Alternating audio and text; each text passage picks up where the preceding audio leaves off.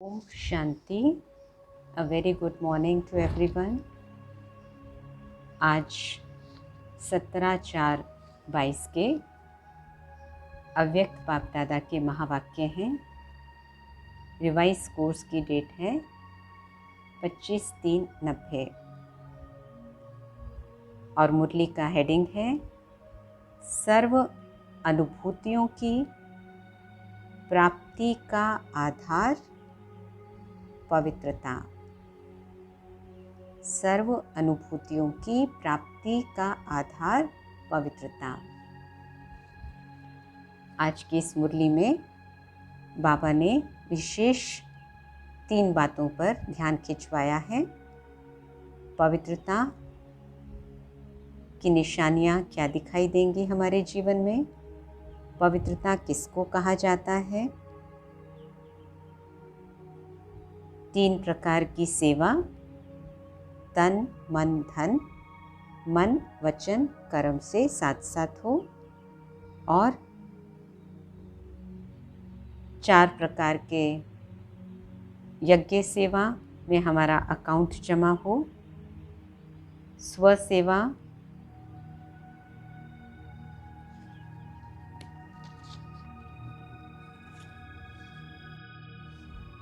दूसरी बात 4 प्रकार की सेवा, स्व सेवा, विश्व सेवा, मनसा सेवा और यज्ञ सेवा, जो हमारे 3 प्रकार के खातों में जमा होती है, उसके ऊपर बाबा ने समझाया है। और तीसरी बात, हमें जो 3 सर्टिफिकेट लेने हैं पास विद ऑनर बनने के लिए, स्वयं से, प्रभु से और परिवार से। तो आइए सुनते हैं बाबा के आज के महावाक्यों से विशेष बातें। आज स्नेह के सागर बाप दादा रूहानी बच्चों के रूहानी फीचर्स देख रहे हैं। रूहानियत का आधार है पवित्रता। सूरत में रूहानियत की झलक, ब्राह्मण जीवन की चमक, निरंतर अतीन्द्रिय सुख और स्वीट साइलेंस का आधार है पवित्रता। उनके नयन सदा ही निर्मल व रूहानी आत्मा और रूहानी बाप की झलक अनुभव कराएंगे। तो पवित्रता माना सदा ब्रह्मचारी और सदा ब्रह्माचारी, अर्थात संकल्प, बोल, कर्म रूपी कदम नेचुरल ब्रह्मा बाप के समान हो। ऐसी पवित्र आत्मा साइंस के साधन व ज्ञान के साधन के आधार पर सदा सुखी नहीं होते, लेकिन अपनी साधना के आधार से साधनों को कार्य में लगाते हैं। बाबा ने स्पष्ट किया आगे, जैसे कोई ब्राह्मण कभी कभी कहते हैं कि हमें ये चांस नहीं मिला, इस बात की मदद नहीं मिली, साथ नहीं मिला, इसलिए खुशी कम हो गई। बाबा ने बताया, लेकिन खुशी कम होने का कारण है। क्या कारण है? कि साधना की स्थिति में रहकर साधनों को कार्य में नहीं लगाते। साधना की स्थिति में रहकर साधनों को कार्य में नहीं लगाते। कोई ना कोई आधार को अपनी उन्नति का आधार बना लेते हैं। और जब वो आधार हिलता है तो उमंग उत्साह भी हिल जाता है। आधार लेना कोई बुरी चीज़ नहीं है। बाबा ने कहा कि आधार लेना कोई बुरी चीज़ नहीं है, लेकिन आधार को फाउंडेशन बनाने से बाप बीच से निकल जाता है और ऐसा अनुभव होने लगता है कि ये साधन बहुत आवश्यक हैं। फिर साधनों की तरफ बुद्धि ज़्यादा जाती है और साधना की तरफ बुद्धि कम हो जाती है। तो इसका रिजल्ट क्या होता है कि कोई भी कार्य में, सेवा में बाप की ब्लेसिंग अनुभव नहीं करते। तो बाबा ने समझाया कि जब हम साधनों को आधार बना लेते हैं, चाहे स्थूल साधन चाहे ज्ञान के साधन, और वो हमारा फाउंडेशन बन जाता है बाप की याद के फाउंडेशन की बजाय, तो फिर साधना की तरफ हमारी बुद्धि कम हो जाती है। और जब साधना की तरफ बुद्धि कम हो जाती है तो सेवा में बाबा की ब्लेसिंग्स अनुभव नहीं होती। आगे बाबा ने स्पष्ट किया, इसलिए साधन द्वारा सफलता तो मिल जाती है तो उमंग उत्साह बहुत अच्छा रहता है, लेकिन जब सफलता कम होती है तो उमंग उत्साह भी कम हो जाता है। अब साधना किसको कहेंगे? बहुत सुंदर स्पष्टीकरण बाबा ने दिया।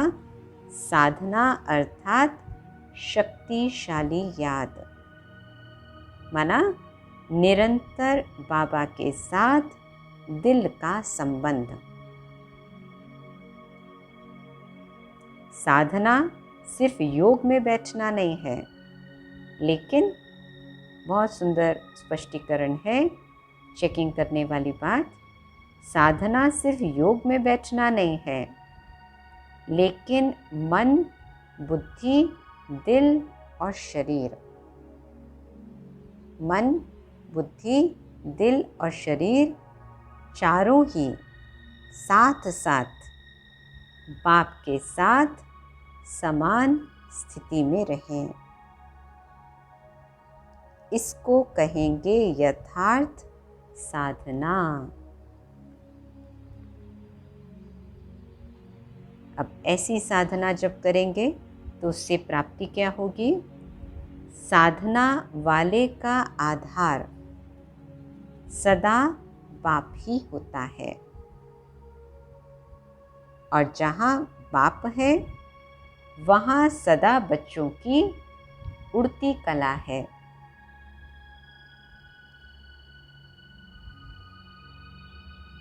लेकिन कभी ऊपर कभी नीचे जब होते हैं तब थकावट या बोरियत होती है, परंतु जो साधना द्वारा बाबा के साथ हैं उन्हें हर घड़ी, हर संकल्प, हर कर्म में नवीनता व प्राप्ति होती रहती है। क्यों ऐसा होता है? बाबा ने सुनाया आगे, क्योंकि संगम युग में बाप हर समय वर्षे व वरदान के रूप में प्राप्ति कराते हैं। प्राप्ति में खुशी होती है और खुशी में उमंग उत्साह बढ़ता रहेगा। और आगे स्पष्ट किया बाबा ने, ऐसा नहीं कि जब सब कुछ ठीक है तब उमंग उत्साह रहेगा। चाहे माया भी आए लेकिन विजयी बनने की खुशी होगी, क्योंकि माया पर विजय प्राप्त करने के नॉलेजफुल बन गए।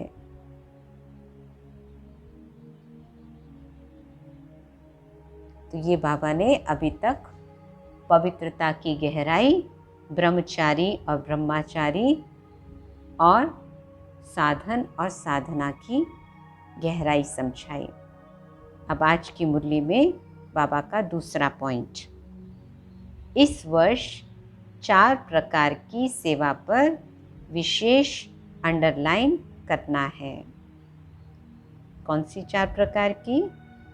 स्व सेवा, विश्व सेवा, मनसा सेवा और यज्ञ सेवा।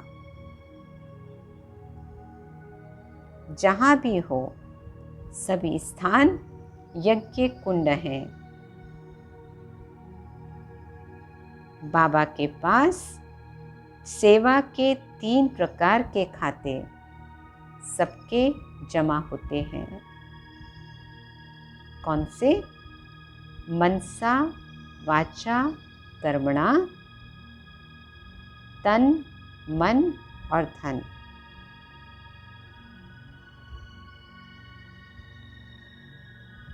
आगे स्पष्ट किया बाबा ने, अगर यज्ञ की दिल से इकोनॉमी करते हैं तो उसकी मोहरें भी इकट्ठी होती रहती हैं।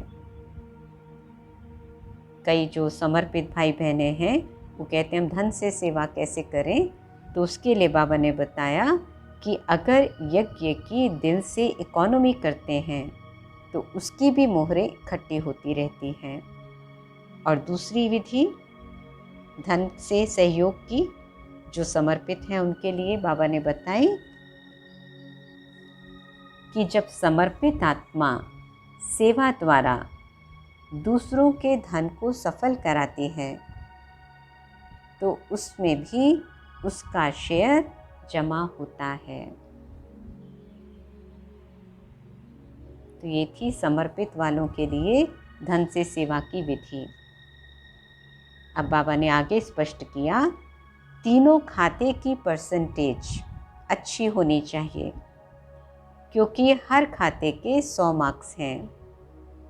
कई सोचते हैं ना, हम तो सारा दिन वाचा सेवा में बिजी रहते हैं, मनसा थोड़ी कम हुई, कर्मणा नहीं हुई तो कोई बात नहीं। बाबा कहते हैं ऐसा नहीं चलेगा। और कर्मणा को भी बाबा ने आगे स्पष्ट किया, कर्मणा में स्थूल सेवा के साथ संगठन में संबंध संपर्क में आना, ये भी कर्म के खाते में जमा होता है। इसलिए तीनों प्रकार के खाते और चारों प्रकार की सेवा साथ साथ करो। अटेंशन का भी टेंशन ना हो, अटेंशन सहज और नेचुरल रहे। डबल लाइट स्थिति में नेचुरल अटेंशन होता ही है। अब बाबा अपना प्यार बरसाते हुए समझा रहे हैं, जो समीप होते हैं उन पर विशेष हुज्जत होती है। बाप दादा की भी विशेष हुज्जत है, करना ही है और नंबर 1 करना है। 1 की निशानी है हर बात में विन करना, क्योंकि सबसे समीप मधुबन वाले रहते हैं बाबा के, तो इसलिए बाबा ने उनको सामने रखते हुए ये बात सभी को समझाई। अब आज की मुरली में बाबा का जो तीसरा विशेष पॉइंट था सर्टिफिकेट के ऊपर सुनते हैं। बाबा ने कहा 3 सर्टिफिकेट हर एक को लेने हैं, दिल पसंद, प्रभु पसंद और परिवार पसंद। दिल पसंद अर्थात जो बाप की दिल पसंद वही मेरी दिल पसंद। प्रभु पसंद अर्थात जो बाप ने कहा वो मैंने किया। और परिवार पसंद अर्थात परिवार की संतुष्टता का सर्टिफिकेट। तो इसमें बाबा ने परिवार की संतुष्टता में भी आगे स्पष्ट किया कि बड़ों से जो साथ रहते हैं उनसे भी वेरीफाई करना पड़े।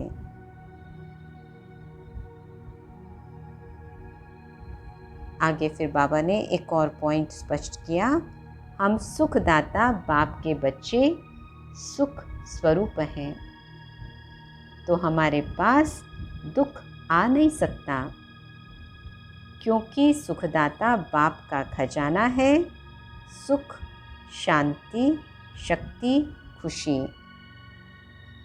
ये बाप का खजाना अपना हो गया, क्योंकि बालक सो मालिक हैं। संगम युग खुशी का युग है, खजाने ही खजाने हैं, जितना चाहो उतना भर सकते हो। जो सावधान, होशियार, जागती ज्योत रहता है, उसका खजाना कभी कोई लूट नहीं सकता। इसलिए सदा गीत गाते रहो, सब कुछ मिल गया, पद्मा पदम भाग्यवान हो। 21 जन्मों के लिए गारंटी है कि ये खजाने साथ रहेंगे। ये गारंटी कार्ड स्वयं दाता की देन है, कोई रिवाजी आत्मा का नहीं। इसलिए कोई भी कार्य करते ये स्मृति में लाओ कि बाप के वरदान का हाथ हमारे ऊपर है। कितना सुंदर बाबा ने आज गारंटी कार्ड भी दे दिया।